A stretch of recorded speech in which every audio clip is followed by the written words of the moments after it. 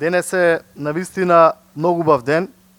Денес е посебен ден, затоа што за прв пат населбата Пролет ќе добие детска градинка. И јас сум особено среќен што овој камен темелник е почеток на една нова приказна за најмладите.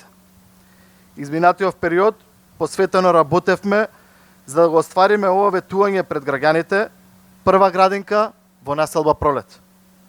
Со овој капитален проект даваме поддршка кон згрижување на децата од населбата Пролет и Маџермала.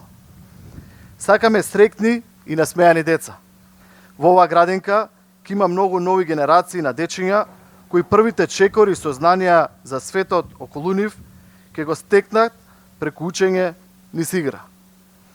Со изградба на оваа градинка овозможуваме децата кои се на листите на чекање за прием во детските градинки во другите населби да влезат во воспитно-образовниот систем и да се подготват за образовниот процес. Воедно им помагаме на младите родители, згрижувајќи ги нивните дечиња, но и создаваме услови за нови вработувања. Инаку, овој образовен објект, чиј камен темелник ќе го поставиме денеска, е резултат на ослободено државно земјиште поред ревидиран, детален урбанистички план. На ова место претходно беше впишан деловен објект. Замислете, деловен објект.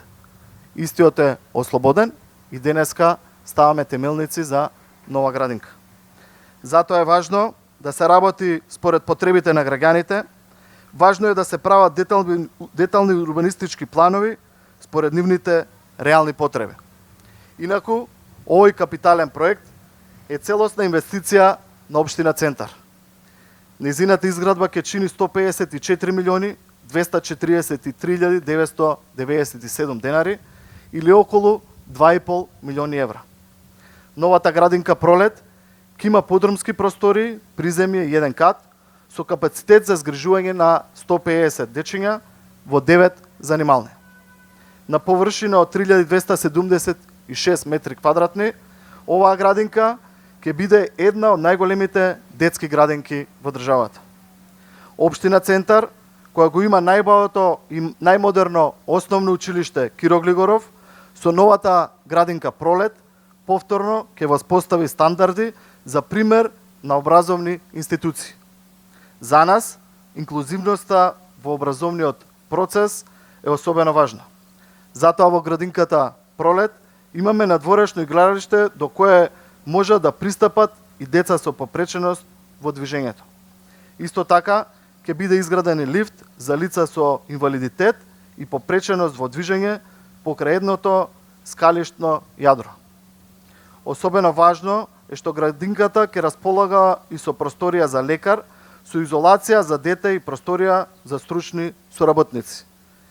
Предвидена е изградба на кујна само за потребите на градинката, со што децата ќе добиваат свежо, приготвена и здрава храна. Затоа оваа градинка Пролет ќе биде пример кој треба да се следи. Најмодерна и најбава градинка не само во општината, туку и во државата. Почитувани, за крај би напоменал дека инвестициите во градинките и во воспитно-образовниот процес во целина не се само инвестиции во правилен раст и развој на најмладите, туку се и инвестиции за подобри резултати во основното, средното и високото образование. Тие се влог во идниот професионален кадар кој ќе води економијата на земјата во иднина.